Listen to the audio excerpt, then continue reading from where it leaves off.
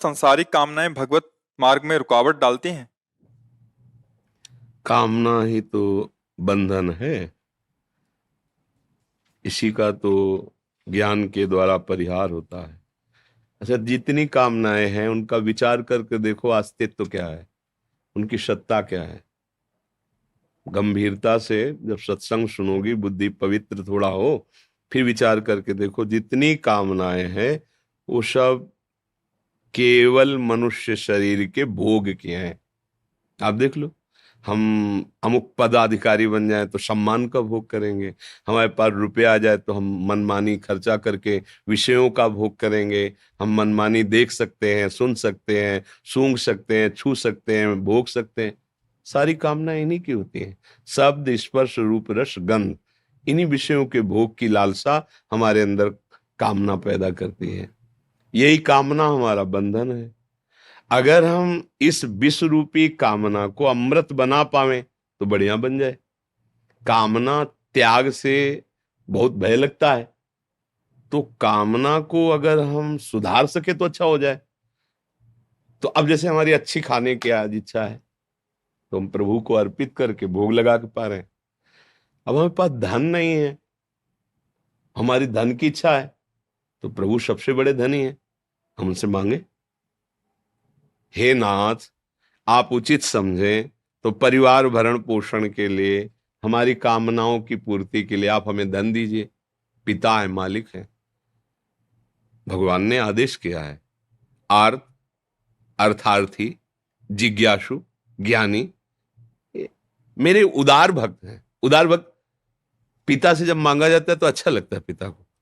अगर वही पिता देखे कि औरों से मांग रहा है तो लगेगा ना कि यार मेरा होकर के औरों से मांग रहा है। और पिता से मांगा जाए तो पिता को अच्छा लगता है। भगवान ने गीता जी में कहा है, अर्थार्थी भक्त, अर्थ चाहना है, मेरे से मांगो। क्या? अब हमने मांगा कि भगवान मुझे अर्थ की जरूरत है और आप अर्थ दीजिए, वो नहीं दे रहे। इसका मतलब मैंने कहीं अर्थ का दुरुपयोग किया है।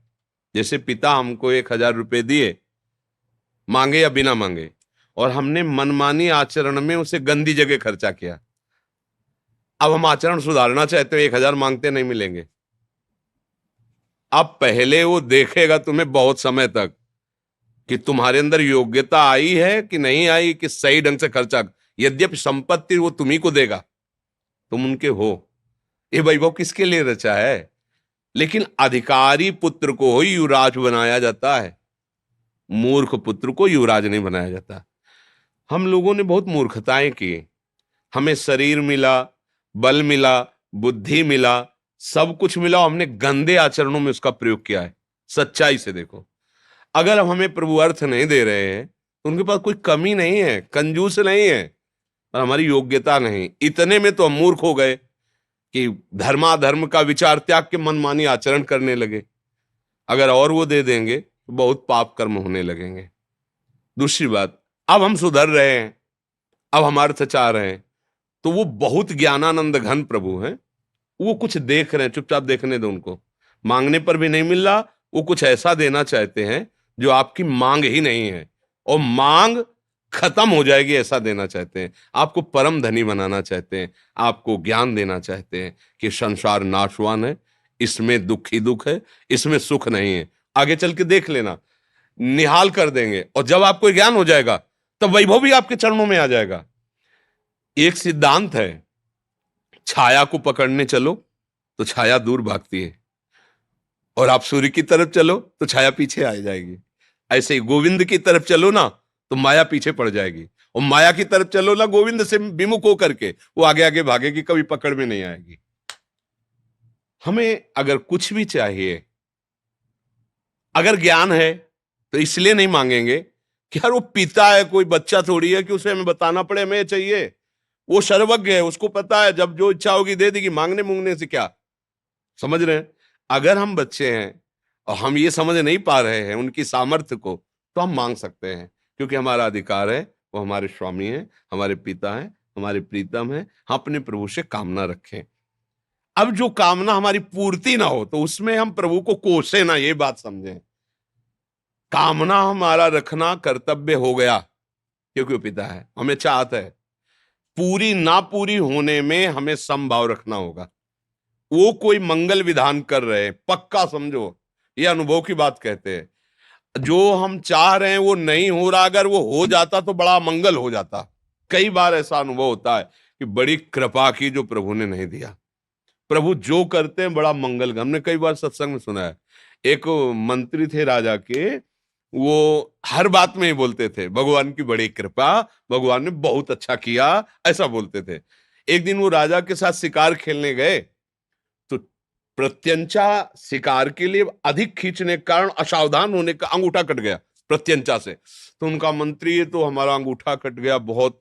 तो उनका भगवान की बड़ी कृपा, बड़ा अच्छा हुआ। बोले बड़ा अच्छा हुआ, मेरा अंगूठा कट गया दुष्ट, और तू कहता बड़ा अच्छा। सैनिकों को आदेश दे, उठाओ उसको जेल में बंद करो। उसने ये भी बहुत अच्छा हुआ, भगवान की बड़ी कृपा। बोले मंत्री पागल हो गया है, मेरा अंगूठा कटा बहुत अच्छा हुआ, इसको जेल मिल रही बहुत अच्छा हुआ, जेल हो गए। अब वो तो राजा है, वैद्यों के द्वारा तत्काल उसको जोड़ा गया और औषधियां, पहले आयुर्वेदिक औषधियों में इतनी सामर्थ्य है कि अब शायद अब भी है कि अगर अंग कट जाए तुरंत उसको तो औषधियों के द्वारा पूरा संचालित ऐसा किया जा सकता है। उस समय तो और शुद्ध आयुर्वेदिक लगाया और घाव घंटों में पथ गया, लगाया और कुछ दिनों में एकदम वो अंग काम करने लगा। फिर वो शिकार खेलने के लिए गए। अब उनकी वो वृत्ति शिकार खेलने की इतनी दृढ़ है कि सैनिक पीछे रह गए, वो आगे निकल गए। दूसरे राजा की सीमा में किसी स्वस्थ और माननीय पुरुष को देवी की बलि देने के लिए चयन करने की इच्छा से वहां खोज रहे थे। जो राजा दिखाई दे, बोले इससे ज्यादा पवित्र और महिमा में कौन होगा, बंदी बनाओ इसको। अब अकेले राजा बंदी बना लिए, जैसे पीछे सैनिक है तेले बंदी बना के ले गए। अब वहां स्नान कराया गया और सब, तो वहां देखा जाता है कुछ अंग भंग कटिंग नहीं होनी चाहिए, सर्वांग पुष्ट बलि दी जाती है। तो जो ही चेक किया गया, तो अब जोड़ तो गया था पर पता था ना कि यहां से हाल का। बोले नहीं नहीं ये बलि लायक नहीं, मतलब सर्वांग पुष्ट होना चाहिए बलि में, छोड़ दो इनको। छोड़ दी। राजा ने कहा मंत्री ने तो सही कहा था, अंगूठा जब कटा था कहा था बहुत अच्छा किया, भगवान ने बड़ी कृपा की, हम बेकार मंत्री पर नाराज हुए। अगर आज अंगूठा कटा ना होता तो गला कट जाता। बड़े प्रसन्न हुए। अब आए, मंत्री को बुलवाया और कहा कि तुमने कहा था अंगूठा कटा, बड़ा अच्छा हुआ, भगवान की कृपा हुई। वास्तविक भगवान की बड़ी कृपा हुई, लेकिन मंत्री तुम जेल में सड़ रहे हो मंत्री पद से अलग हटकर, और उस समय भी तुमने कहा भगवान की बड़ी कृपा हुई, बड़ा अच्छा, ये समझ में नहीं आया।